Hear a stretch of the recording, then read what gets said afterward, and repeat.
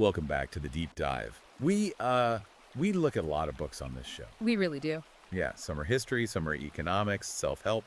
But every once in a while, we get a text that feels less like a regular book and more like a weapon. That's exactly the right word for it. And today we're looking at something that is incredibly dense, highly controversial, and it describes itself as a logical fortress.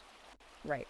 Today we are unpacking Feminist Aggression, Family Court Atrocity Machine, Abortion Mills, and Extinction of Civilization by Conrad Riker. It is a massive title. A massive title for a massive book. And I have to say, right off the bat, if you're listening to this and you feel like the modern world has just gone crazy or that the deck is stacked against men in a way you can't quite articulate, the author positions this as the manual you've been waiting for. Yeah, and before we even get into the machinery of it, I want to be really clear about the audience here. This is written specifically for the manosphere, Very specifically. for men's rights activists, and for guys who have taken the red pill. Riker he's not trying to be polite here. He's trying to hand you what he calls intellectual ammunition. Exactly. And because this book is so ultra long and so incisive, we are talking about a complete dismantling of Western institutions here. We can really only give you the reconnaissance mission today. Right, just the surface. Yeah, so if you want the full arsenal, you need to go to Amazon Kindle or Google Play Books and buy the ebook. Seriously, pause the show, go buy it right now, and come back. You're going to want to highlight this thing. And while you're doing that, make sure you like and subscribe to the show. We are taking some risks covering this kind of material, and we really need your support to keep the algorithm happy. Definitely. Also, Conrad Riker is writing about this stuff in real time, so you need to follow him on Substack. That's at Conrad and Riker on Substack. So let's get into this fortress. Yeah, the premise here is terrifyingly simple. Riker argues that the institutions we trust, so the courts, the schools, the financial systems, they didn't just drift to the left. No, he argues they were captured. Captured, right. He says they've been taken over by feminist and Marxist ideologies with one very specific goal, and that is to extract wealth and authority from men. He literally calls it a wealth extraction apparatus. And what's interesting is how he builds this argument. He uses what he calls Aristotelian methods to prove it. Right, he's not interested in feelings at all. Yeah. He is purely interested in logic. He wants to show that if A implies B and B implies C, then we are basically living in a system designed to destroy its own builders. Okay, so let's start with the system he says breaks the most men, the family court. Oh, man. Yeah, Riker has a very specific name for this one, The atrocity machine. the atrocity machine. Right. But he doesn't just throw names around. He actually breaks down the business model of it. And this was the part that actually made my jaw drop. He argues that family court isn't about justice. He says it's a cartel. It's a cartel because there is a built-in profit motive.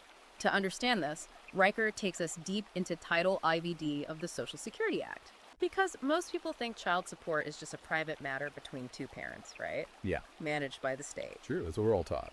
But Riker points out that the federal government actually pays the states incentive payments for every single dollar of child support they collect. Wait, let's slow down and really unpack that mechanic for the listener. You're saying the state government gets a literal kickback from the feds based on the sheer volume of money they force men to pay. Exactly. It is a volume business. Riker cites data showing that states get reimbursed for roughly 66% of their administrative enforcement costs. Wow. So the state isn't a neutral referee here. The state is operating like a bounty hunter. The more child support they order, the more federal funding flows into the state budget to pay for the bureaucrats, the judges, the clerks. So if I'm a state administrator, I actually have a perverse incentive to make sure families are split up. Yes. Because if mom and dad stay married and just share a bank account, I can't collect child support, and my department doesn't get that federal bonus. That is the big red pill realization of this chapter. Riker argues the system is explicitly designed to fracture families because intact families are bad for the state's bottom line. They generate no revenue. Right. To maximize revenue, you have to create a payer and a payee. And he presents the statistics to back this up. Mothers get sole custody in about 85% of contested cases. 85%. And fathers make up over 90% of the pairs. So it's a highly targeted retrieval system. But then society gaslights us with the whole deadbeat dad myth. We're constantly told these incredibly strict laws are necessary because men are just abandoning their kids left and right. And Riker absolutely tears that narrative apart. He argues that the deadbeat dad is basically a ghost story invented to justify the extraction process. How so? Well, he points to data showing that when fathers actually have access to their children, when they are treated as equal parents, they pay their support at extremely high rates. I want to support their kids. Exactly. The men who stop paying are the ones who have been completely stripped of access, stripped of their dignity, and are just being treated like an ATM. He effectively says the system breaks a man on purpose and then blames him for being broken. Precisely. If you erase a man from his family's life and the only time the state contacts him is to demand money under threat of a jail cell, eventually he collapses. Riker says this isn't a bug in the system, it's the feature. And the weapon they use to start this whole process is what he calls the tactical nuke. Right. Chapter title, The Gavel is a Gun. Yeah, the ex parte restraining order. Explain this to the listener who hasn't had the misfortune of going through the grinder. How can a standard restraining order be a tactical nuke? Because it completely bypasses due process. An ex parte hearing literally means one party. Just one side. Right. The woman can go to a judge without the man even being in the building or knowing about it and claim she feels afraid. And based on that claim alone, the judge can issue an order that evicts the man from his own home, bars him from seeing his children, and even strips him of his Second Amendment rights. Instantly. Like without a trial or evidence. Instantly. By the time he even gets a court date to defend himself, he is already functionally homeless and legally labeled as a threat. Riker argues this is the absolute kill shot in modern divorce strategy. Because it sets the baseline for everything else. Lawyers know this. They use it to gain immediate, massive leverage over custody and assets before the actual divorce case even officially starts. But how do judges justify doing this? Don't they need actual evidence of physical abuse to take someone's home away? This is where Riker connects the legal practice directly to the ideological capture we talked about earlier. He takes a really deep dive into the Duluth model. I've heard this term thrown around, but I've never fully understood how it works on the ground level. The Duluth model is the primary training framework for police and courts regarding domestic violence in the West. And it effectively trains law enforcement to view all domestic conflict through this Marxist lens of power and control. All right. It assumes, by default, that the male is the oppressor who is using patriarchal power to control the female victim.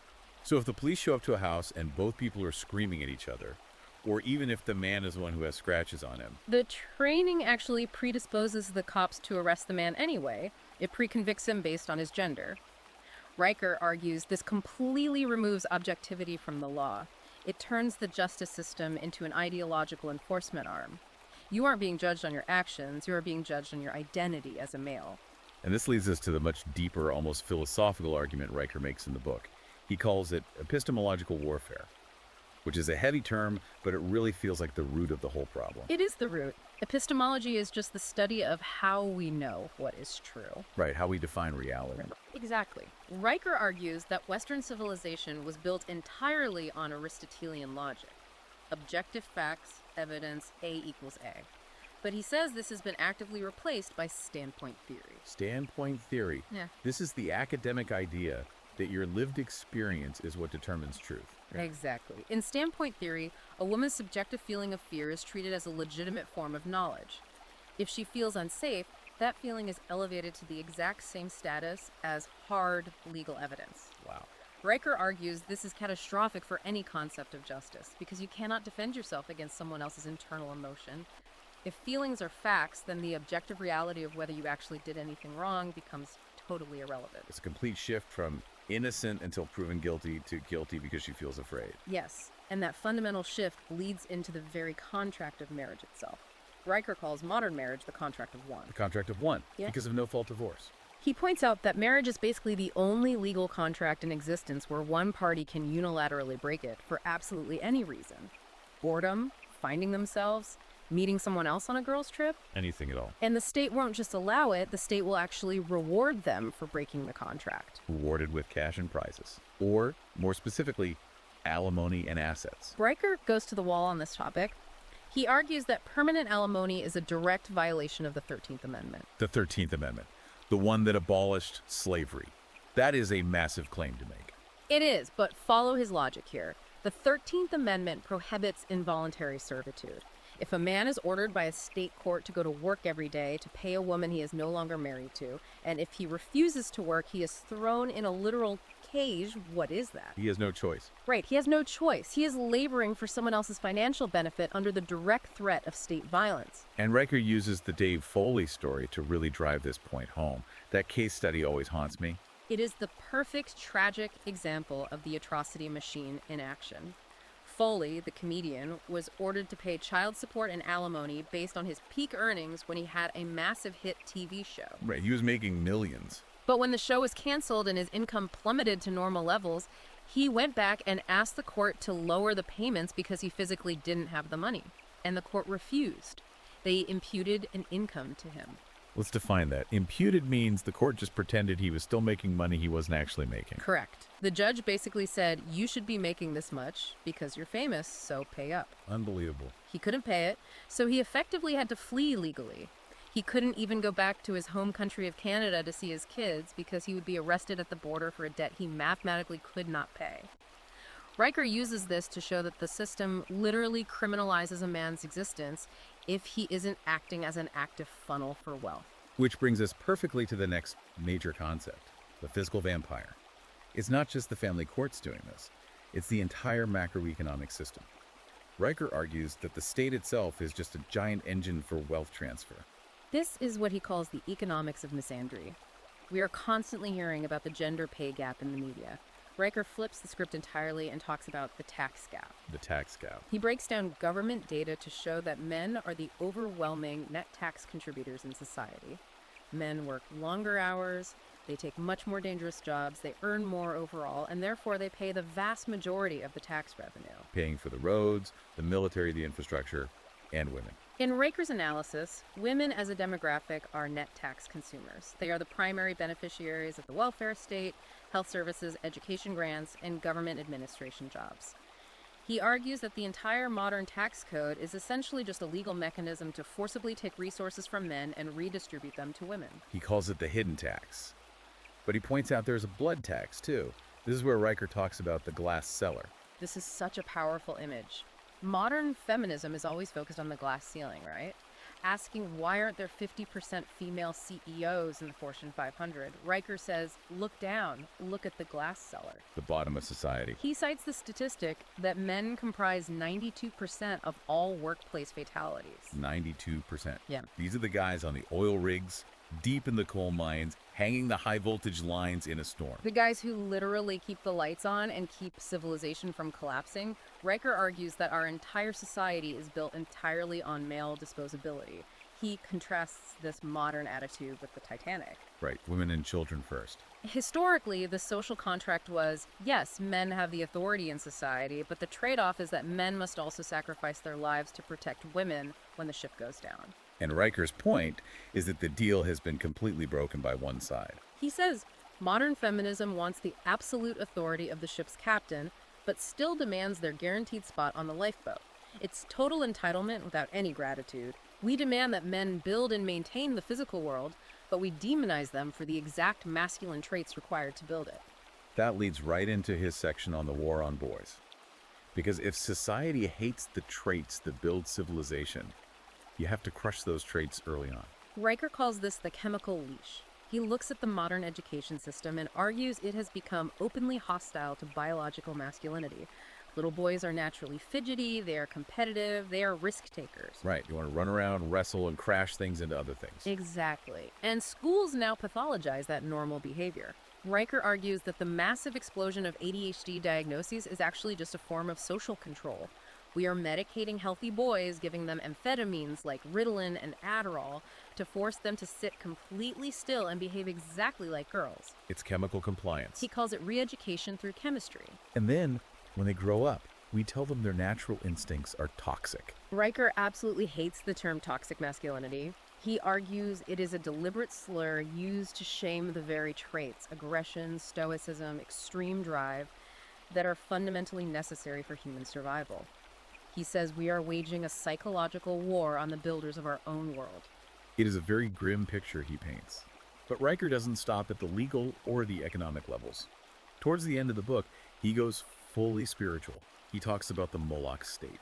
This is where the book shifts gears into something almost metaphysical. It's fascinating. He looks at the abortion industry, what he calls the abortion industrial complex, and he sees something much darker than just a standard political wedge issue. Right. He uses this term, the billion baby scoreboard. Yes. He cites the estimated global abortion numbers over the last century and calls it a literal demographic suicide pact.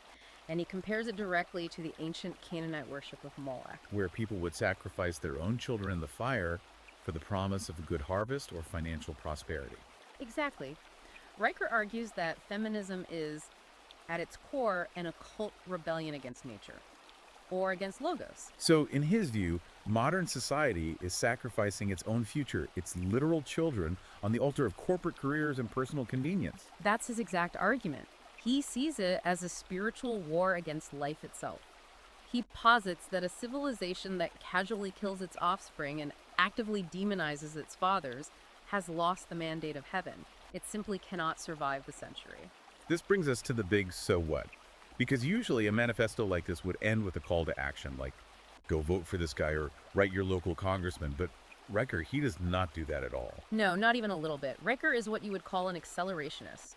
He firmly believes the atrocity machine is way too big and way too corrupt to ever be fixed from the inside. The voting booth won't save you. Right. He argues that the only way out is through. He predicts a total systemic collapse, or what he calls a singularity.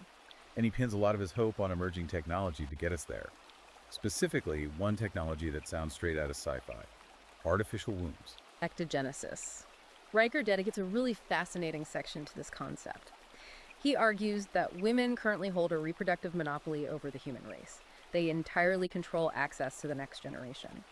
But if technology advances to the point where it allows men to have children via artificial wombs, that ancient monopoly is permanently broken. It would allow men to reproduce without taking on the immense legal risks of marriage or entering the family court cartel. It completely changes the leverage dynamic of the entire species. But since we aren't quite there yet technologically, Riker advocates for what he calls the ghost strategy in the meantime. And this sounded a lot like MGTOW to me when I read it. It is deeply aligned with MGTOW men going their own way. He advises men to essentially go ghost. Withdraw completely from the legal system. Do not marry, do not cohabitate, do not sign the contract of one under any circumstances. And financially, how do you ghost the tax system? You starve the beast. If the state is a parasite feeding on male wealth, he says the ultimate revolutionary act is to simply cut off the food supply.